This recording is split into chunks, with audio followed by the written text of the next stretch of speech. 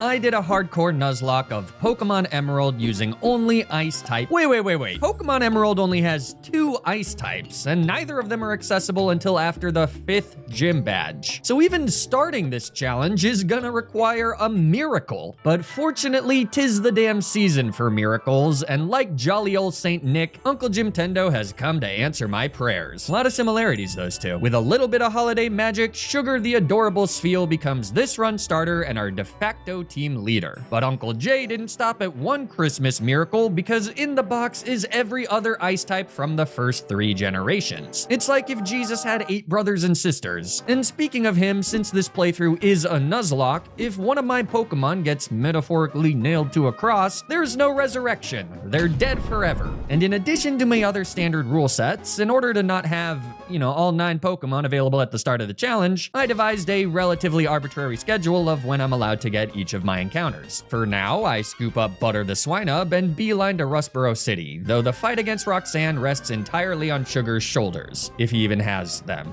Water guns pop the 2 Geodudes, and then Sugar encores Nose Pass into block, such that he's safe to fire off a few more rounds until our foe's body goes cold. With 1 badge quickly down, I allow myself to pick up 2 new teammates. Christmas the Delibird, I expect big things from you, bud, this is your chance to shine, and Fortune the Smoochum, who with a minus defense nature and one of the worst defense stats in the game, is perpetually 1 misstep away from being permanently hospitalized. But what little Miss Glass lacks in calcium, she makes up for in raw psychic powers, which means that she's the perfect answer for Brawly's fighting types. Just kidding, Sia here doesn't learn a psychic type attack until level 21, so our only shot at winning this toddler cage match against Machop is hitting him with a Powder Snow. But then Brawly retaliates with a Karate Chop that Fortune thankfully survives. A useless Oranberry procs, and then with 1 more Powder Snow, Fortune has scored her first KO. You never forget your first. That brings in Metatite, so naturally, I instruct my child to start licking. The idea is to chip away at Brawly's second Pokemon until he falls into healing range. This then grants a safe switch to Sugar without risk of being nailed by Metatite's only attacking move, Focus Punch. Then it just takes a few hits of liquefied caps to bring Brawly down to his ace Makuhita.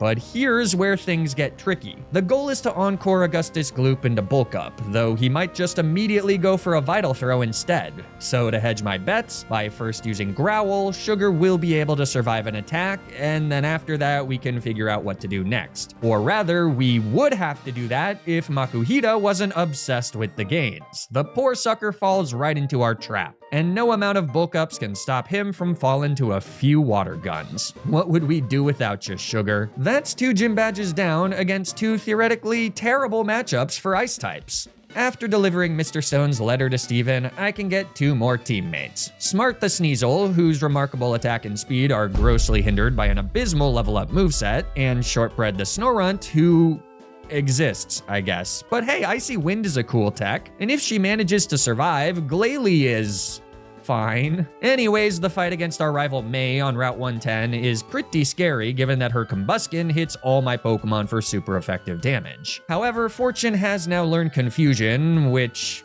pops Combuskin's chicken-sized brain in one go. Sayonara, May. Hey, I didn't know you spoke Japanese. Well, I don't, but I've always wanted to. When I was a kid, my mom was often traveling to Japan for work, and one of the coolest things she ever brought home was a Japanese VHS of Princess Mononoke. We watched that movie so many times in full Japanese with no subtitles, and we loved it. The only thing missing was a way to take that experience and turn it into an opportunity to learn Japanese, which is where the sponsor of this video, Migaku, comes in. Migaku is a dynamic language learning platform with a Chrome extension, in-depth courses, and more. Let's say you come across a Japanese word or phrase that you want to learn. With just a click, Migaku can instantly create richly detailed flashcards from those words to help you study, test your knowledge, and provide phonetic pronunciations. It even works directly with websites like Netflix and uses a star rating system to tell you which words and phrases are used most frequently. immediately. Or you can use the OCR feature to snap a photo of any text and instantly convert it into flashcards. The great thing about Migaku is that your learning is completely flexible and tailored to what's most important to you. Though there's also in-depth structured courses on their mobile app, which I personally found really helpful when trying to figure out the basics of Japanese language. But Migaku is ideal for both beginners and intermediate learners alike.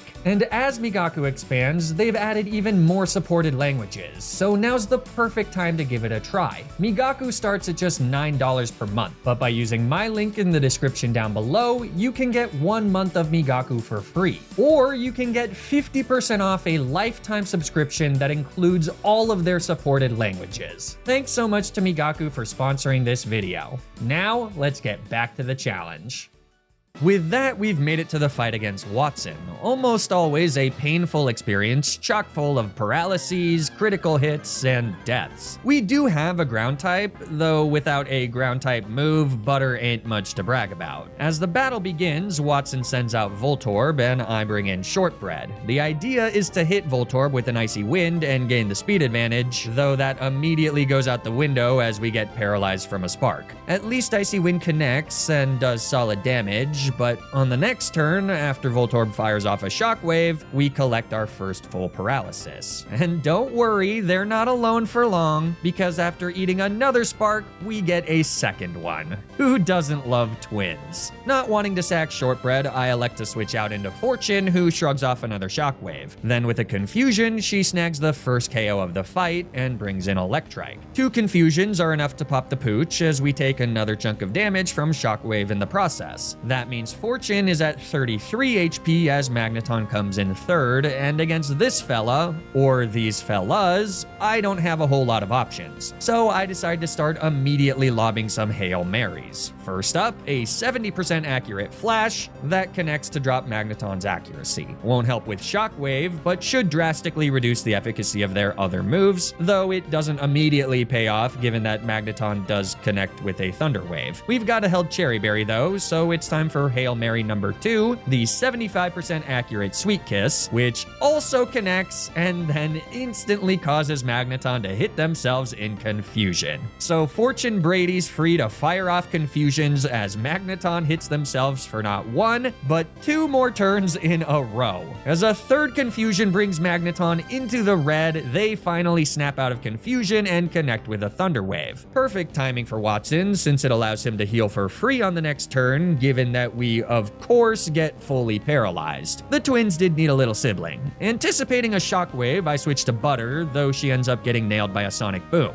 Magneton does then miss a Supersonic, so we're able to fire off a few Rock Smashes, but since Watson doesn't miss any Sonic Booms after that, Butter has to switch out before taking the KO. Fortunately, with 2 defense drops, Smart is poised to do pretty phenomenal damage with her Rock Smashes, though the first is just short of the KO. Ultimately, that's not the end of the world, since Magneton simply goes for a Thunder Wave, which of course triggers our held Cherry Berry. That Flash was really useless, huh? Anyways, even though Watson heals, after all the defense drops, 2 more Rock Smashes get the KO and bring in Watson's Manectric. The first thing I do is use Thief to steal our foe's Citrus Berry. Without any more healing, we might be able to pull out a win, but a Thunder Wave means that we're gonna need to get lucky. Very lucky. A Shockwave hits Smart hard before she connects with a nerve-wreckingly 85% accurate Screech. Our stolen Citrus Berry then activates, meaning that Smart should survive another non-critical hit. With a quick attack, she moves first to nail Manectric for massive damage, before another Shockwave drops her down to 22 HP. So right now, if Smart can connect with another quick attack, we win. But if we pick up a 4th full paralysis, Manectric will almost certainly sweep through the rest of my team.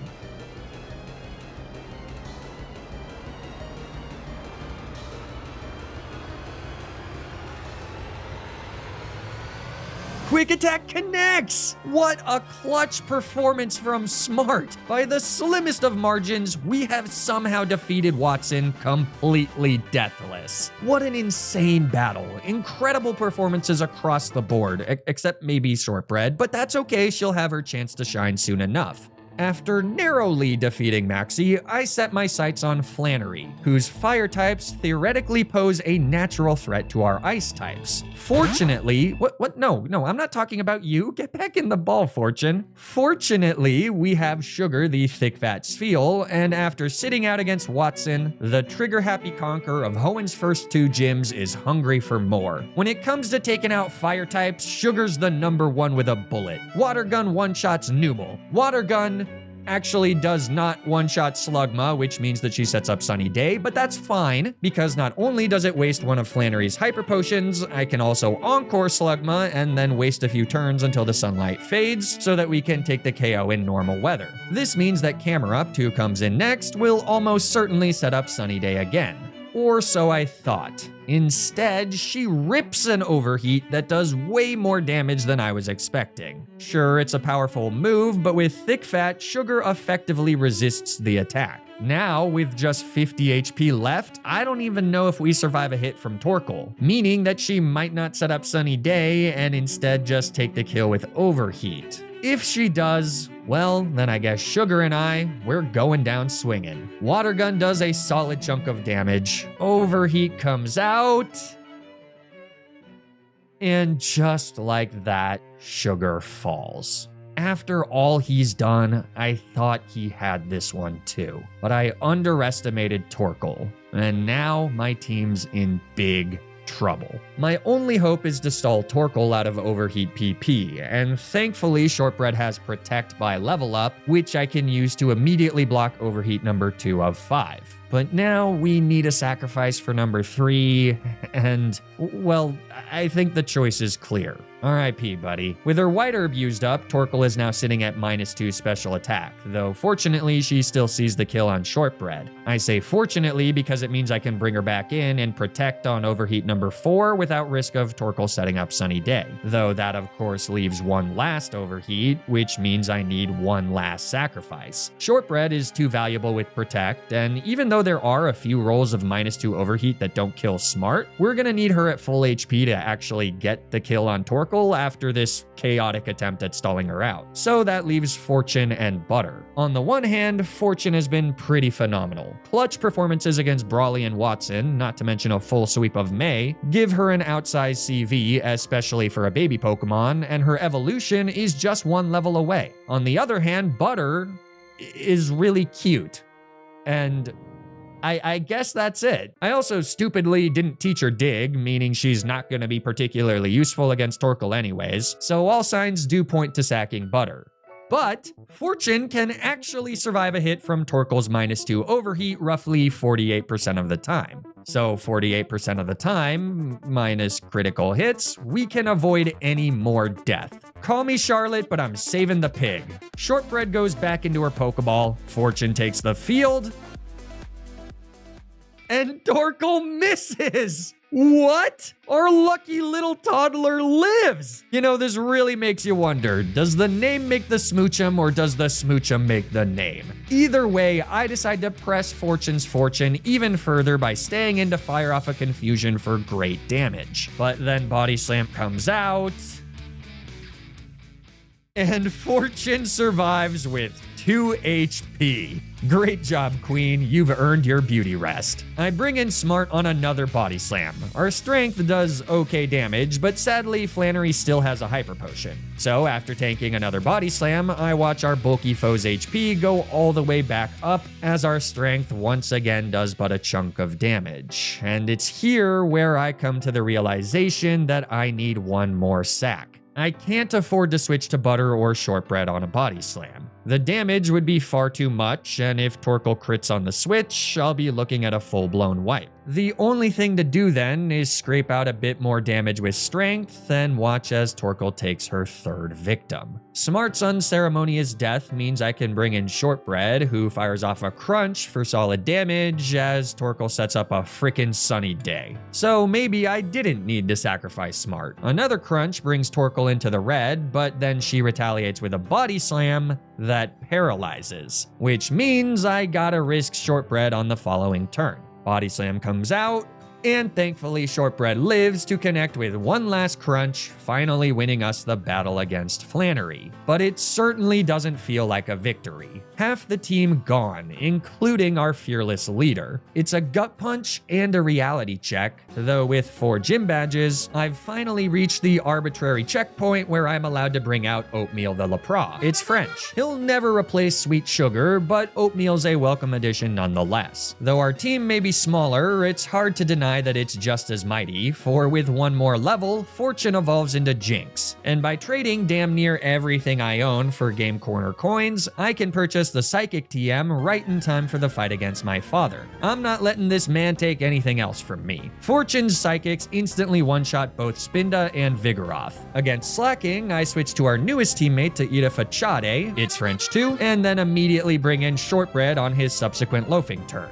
This is the reason I bent over backwards to save this shivering triangle in that fight against Flannery. With the help of Protect, we're perfectly safe to slowly chip away at Slacking via Icy Winds, conveniently lowering his speed in the process. After the hulking ape falls well into the yellow, I switch to Leers, using a held Lepa Berry to ensure that we have enough PP to get him all the way down to -6 defense. Then I switch back to Oatmeal on another loafing turn before finally taking the KO with a Body Slam. This was important because Lanoon is last, and now that Oatmeal is out, after our foe sets up a belly drum, we can simply get the clean KO with an Ice Beam to win the 5th gym badge. And with that new level cap, Butter can finally evolve into Piloswine just in time to do nothing. Oatmeal cleans up against Winona. Honestly, ground types are kind of terrible in Hoenn after the first 4 gyms. They can't hit a single Pokemon in the 6th or 7th gym, and they're weak to all of Juan, Glacia, and Wallace's Pokemon. In hindsight, I probably should have let Butter die against Flannery's Torkoal instead of sacking Smart, because at least then I'd have a Dark type for Tate and Liza. Oh, hey, Butter! I was talking about another Butter. You're a great teammate. Super useful. Like, you want to switch in on Skarmory's Steel Wing so that Oatmeal can shake off a sand attack?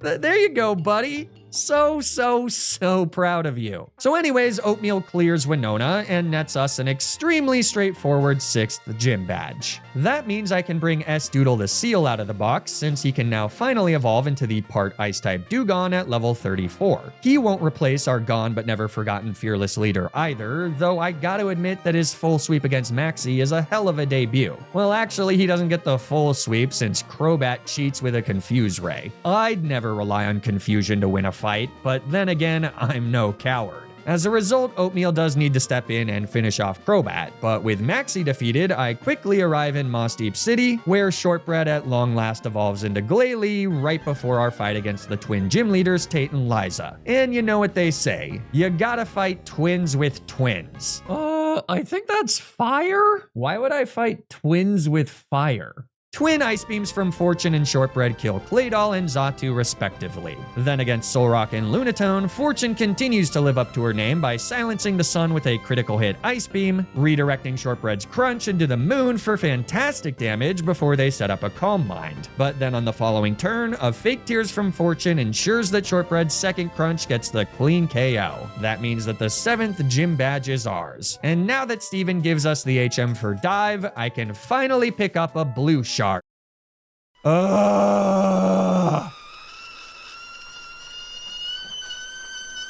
I can finally pick up a blue shard, which I exchanged for a water stone that evolves Sea-Chip the Shelder into our 9th and final teammate, Cloyster. Juan is the last of the Hoennian gym leaders and the first of the late game's 2 Ice v Water matchups. With a Person Berry to avoid the Kiss of Death, Oatmeal can one-shot Love Disc with a Thunderbolt. Against Whiscash, I use a Surf for massive damage before he sets up a Rain Dance. Not sure I see the logic there, Chief. Thunderbolts also slice through Celio and Crawdaunt like a pair of perfectly cooked fish fillets, so last is Juan's deadly double team and Kingdra, but no amount of evasion can save him from Oatmeal Cone Parish. Yup, Kingdra's fate is sealed. All we gotta do is stall out 3 turns and watch as the Parish counter ticks down to 0. It's the perfect endgame, and very few things in life are more satisfying than getting the KO with Parish Song. Well, that works too. After a short trip through Victory Road, we've officially made it to the Pokemon League. Here's my final team, all leveled up to the level cap of 55 to match Drake's Ace Salamence. As we prepare to take the final steps of our journey, I'm reminded of our dearly departed leader. Being here without him feels wrong. And yet, anything short of entering the Hall of Fame would be dishonoring his memory and those of our other fallen teammates. So for Sugar, Smart, and... what was her name? Oh, right, duh. And for freaking Christmas, let's do this. First up is Sydney the skippable. We don't have any super effective move into most of his dark types, but we also don't need one. See, Chip one-shots his first 4 Pokemon with Ice Beams. Crawdaunt does resist the hit, but even so takes like 70%, sets up a Swords Dance, and then dies. Phoebe is a bit trickier. Shortbread does no crunch, but without stab, she's only two-shotting our Fosley Dusclops. The bulkier one takes just about 50%, but because of her held Citrus Berry, I need to first use an Ice Beam so as not to trigger a heal. The result is that Shortbread takes a good deal of damage from Rock Slides, meaning that I do need to switch out against Phoebe's first Banette. And this little shit decided to lock in. Oatmeal gets hit by a Shadow Ball on the switch that drops his special defense. Not sure why, since Shadow Ball is physical in Gen 3, but it means that we are safe to stay in and hit a strong Ice Beam before Mithrigan here fires off another Shadow Ball that crits and also gets a second special defense drop. Phoebe attempts to heal her doll, but 2 Ice Beams later, she falls and the spare comes out fourth. This one knows Thunderbolt though, so I decide to swap into Butter. Yay, Butter! She then eats a Shadow Ball that, what, is the special defense drop guaranteed or something? Thankfully, our Earthquake is enough for the one-shot, so that leaves Sableye, whose double team shenanigans can be easily thwarted by a Paris Song from Oatmeal. 3 turns later, Sableye falls and victory is ours. Which means that Glacia, the fellow Ice-type trainer, is next. Her lead Celio is easy work for Oatmeal, though Thunderbolt's not enough for the KO, so she does set up Hail. Oh no. Once the Blubber Nugget is fried, Glacia brings in Glalie number 2. She sets up a light screen, so I switch out to S-Doodle, who's bulky enough to shrug off the crunches and stall out the 5 turns of light screen before taking the KO with a Surf. Celio number 2 once again gets zapped by Oatmeal, and then Glalie number 2, who is mostly physical, gets stonewalled by C-Chip. That just leaves Walrein, and instead of going for another Paris Song, I let Oatmeal channel his inner Zeus. Happy holidays, Glacia. It was ice to meet ya. Hey, wanna play a game? It's called Guess What Happens to Drake's Dragon Types When We Walk In with 6 Ice Types. Is it A, Ice Beam Sweep? What are B and C? There is no B and C. The only Pokemon that Fortune can't one-shot is Kingdra, who happens to be last, so he too is an easy mark for our resident pop star, meaning that we've defeated the Elite Four and are on to the final fight of the playthrough, the showdown against Champion Wallace. It's another classic battle between ice and melted ice. Wallace leads with his Big Fish, and I lead with Oatmeal, who zaps him for solid damage before he sets up a Rain Dance. Fine by me. See ya later, Wailord. Second is Ludicolo, probably the trickiest of Wallace's Pokemon. He immediately sets up a Leech Seed as I go for a Paris Song. Now, this isn't gonna kill Ludicolo because the AI is actually smart enough to switch their Pokemon out on the last turn of Paris Song, but at least this way I can kick the Ludicolo can a little bit down the road. I bring in Butter as Wallace switches out to Tentacruel. Earthquake would get the KO, but we're not outspeeding or surviving a Hydro Pump, so I simply go back to Oatmeal for some free healing via Water Absorb. Tentacruel nails us with a Toxic, which immediately gets cured by a Pecha Berry, but then our critical hit Thunderbolt fails to get the KO. So once Wallace heals, Tenta stays in the green even after our second Thunderbolt. I don't want to get poisoned here, so I make the switch to Fortune. A bit risky since a physical Sludge Bomb could be disastrous, but Fortune is just built different. Psychic gets the KO and brings Ludicolo back in. I decide to take the opportunity to hit him with a hard Psychic for well over 50%. Then he does go for a double team, but we already know what Fortune has to say about that. So long, amigo. Whiscash threatens with Earthquake, so I bring in our bulkiest physical tank. Unfortunately, C-Chip comes in on an amnesia, so we're doing basically nothing with our neutral ice beams, though it isn't long until we land a freeze. In an ice-type playthrough, it was bound to happen eventually. I'm honestly surprised it took this long. Ultimately, though, it doesn't matter. In case of a quick thaw, I pivot through oatmeal to ensure that I don't bring butter in on a surf, but then she's free to take the KO on the still frozen Whiscash with an earthquake. And despite what may or may not have been said about butter in the past, she does bait water moves, which grant an extremely safe switch back into oatmeal.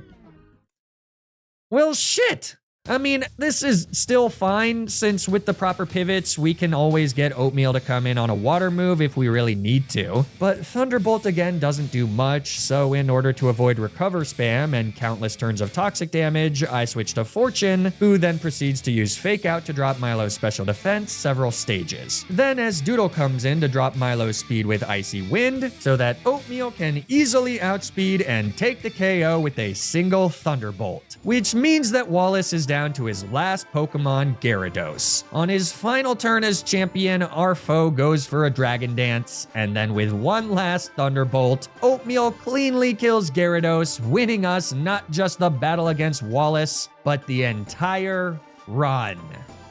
As always, thank you all so much for watching. I hope everyone has or had a wonderful holiday season. As we head into the new year, I want to take a moment to express how lucky I am to be able to make these videos, and that's only thanks to all of your support. If you enjoyed this video, be sure to leave a like and subscribe to the channel. Or don't, I don't know. But I do know that you should take a little extra time this season to spend time with your family and loved ones. That's right, I went with the sentimental route for this outro. Stay tuned for more Nuzlocke videos, and until then, remember to always, always, always play around the critical hit.